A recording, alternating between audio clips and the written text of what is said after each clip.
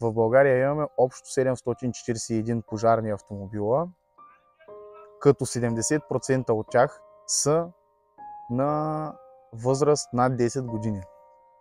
В това число са джипки, бусове и високопроходима техника, ентелбета и така нататък, които са към Министерството на вътрешните работи. Общ брой пожарни автомобили на не повече от 10 години в България са много малко. Общ брой в България имаме 741, като в България имаме 28 области и 265 общини. Общ брой населени места в България са 5257, градове 257, села приблизително 5000 и 150 обезлюдени села. Сега ще направим една не толкова реалистична съпоставка. Ако приемем, че имаме 200 пожарни автомобила, камиони, които са на възраст под 10 години, това е колко пожарни автомобила се падат на една област.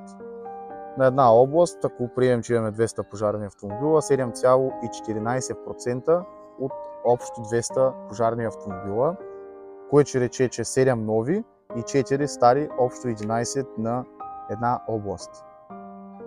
А за общините 0,74 или почти един камион пожарен на община и един-два стари.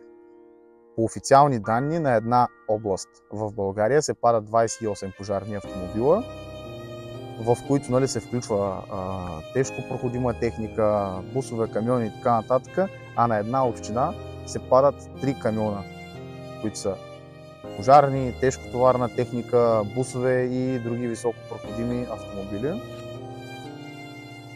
В България имаме за 2025 година 6 броя хеликоптери, които са подготвени да гасят пожари през лятото. Те са в авиобаза Крумово, като това са Ми-17 и Кугър.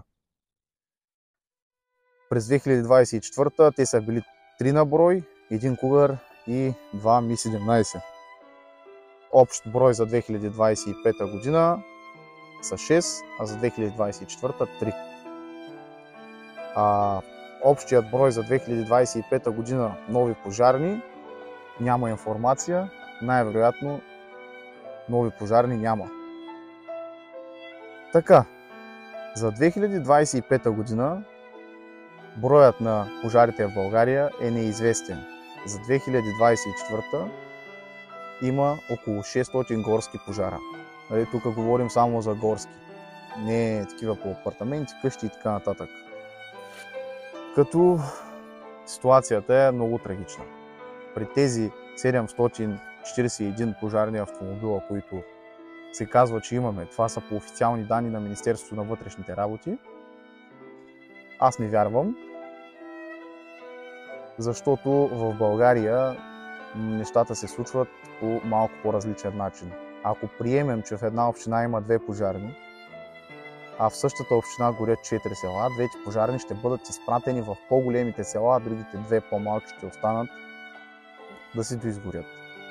Миналата 24-та година аз лично съм свидетел на точно един такъв прецедент, в който горяха 3 села в община Стралджа, а от община Стралджа бяха изпратени 2 пожарни и те бяха на място да гасят 2 по-големи села. Едното по-малко село го гасиха местните жители, както и местните земеделци, което само по себе си е трагично.